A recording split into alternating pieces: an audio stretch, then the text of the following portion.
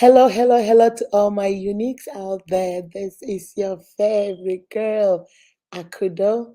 Welcome to another video.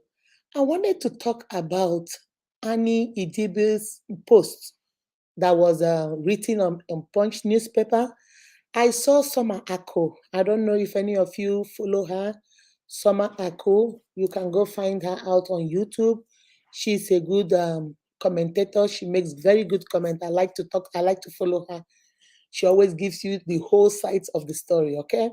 So to before we go any further, to all my returning subscribers, hello, welcome back. For those of you that are not part of the family, what are you waiting for? You watch all the videos. You might as well come join me. You see the red button that says subscribe? Click on that button.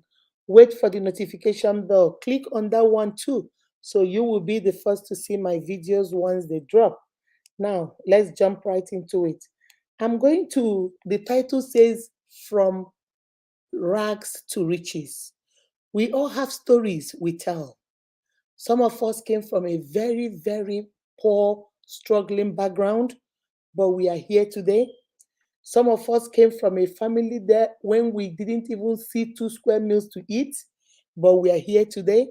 Some of us came from different backgrounds, socio-economic status, different religion, different ethnicity, different tribes. We speak different languages, even dialects in different countries all over the world, different continents.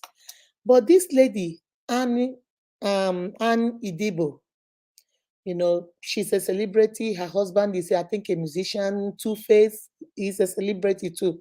And I want us to look at what she said.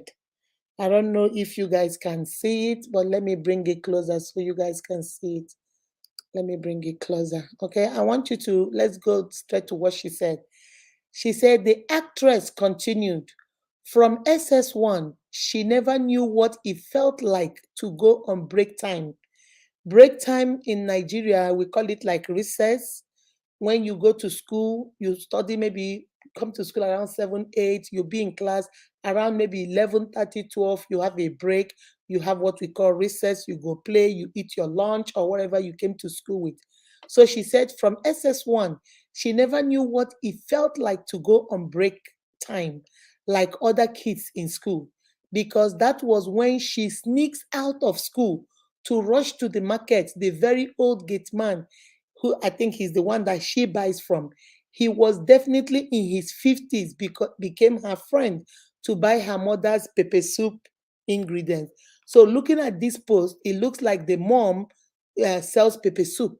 So during school, while other children would take break to go play, to go, hang out with their friends, to go eat their lunch, she would sneak out of school and run to the market for the mom, go buy what the mom needs for to cook the pepper soup, bring it, drop it to the mom, and then sneak back into school. And if you go to the comment section, so many people were like coming for her. Oh, at least you were poor then, but now you're rich. People are still struggling. Oh, you have it all made and stuff like that. And I wanted to add my 2 cents because I listened to Summer Ako. She made a very good point about it. And I wanted to add my 2 cents. Sometimes we all come from this background, especially if you are born in Nigeria. So many of us, if not 80%, maybe 99% of us, 1% is the 1% that didn't go through this. Maybe 98, 99% of all of us that came from Nigeria, we went through something like this. Some of us didn't even go to school. Some of us say, like, I remember when my kids asked my husband, Dad, when was the first time you ever bought a shoe? And my husband was trying to tell them that they bought him a shoe when he was either 10 or 12. And my kids were like, What? What were you wearing, Daddy? So we all have that kind of story, things that you would say, oh my God, is this where I came from? But the thing about it is from rags to riches. That's your story, and you're keeping and you're holding on to it. But I wanted to come with another angle of this story. Some of us came from those rags and we are now rich. Do we remember that there are still some people that are still in those rag days? There are people that are still in those rags. There are people that are still hoping and believing that they will get over to the riches like you did. Do we remember that where we came from? You don't forget where you came from.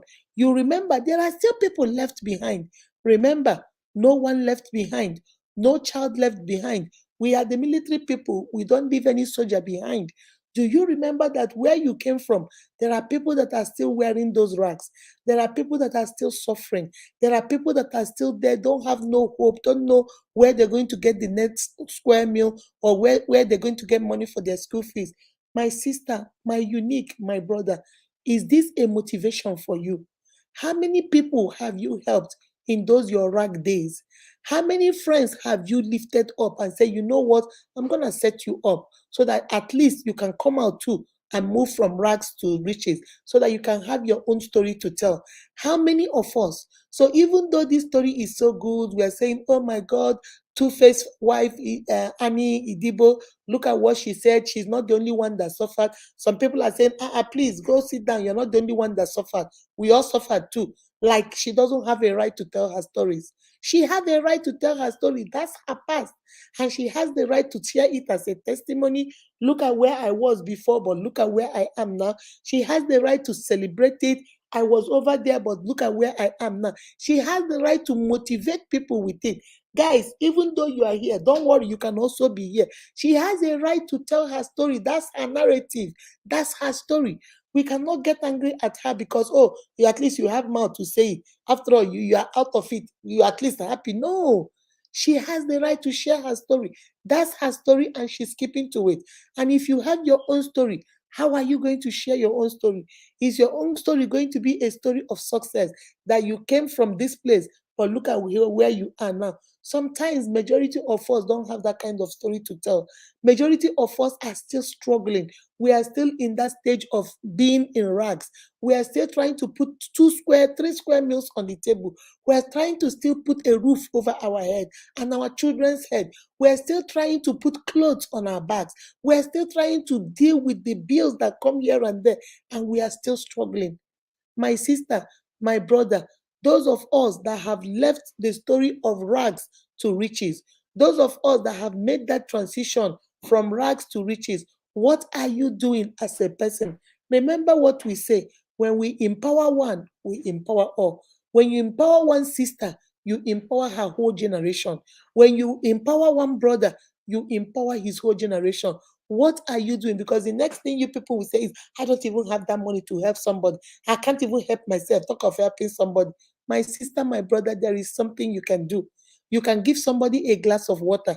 You can give somebody an apple to eat. You can give somebody your children's old clothes. You can give somebody your own old clothes. You can give somebody your own shoes. You can help somebody. You can say, you know what? I don't have the whole money, but your school fees is how much? 200. Okay, I give you 50. That's all I can give. Let us create in ourselves that heart to always help somebody else. You have left rags. You are no longer in poverty. God has blessed you. He has taken you to a higher ground. Can you try and draw people onto you? Can you try and bring people onto where you are? And when I saw this story, I was like, this is a real good one.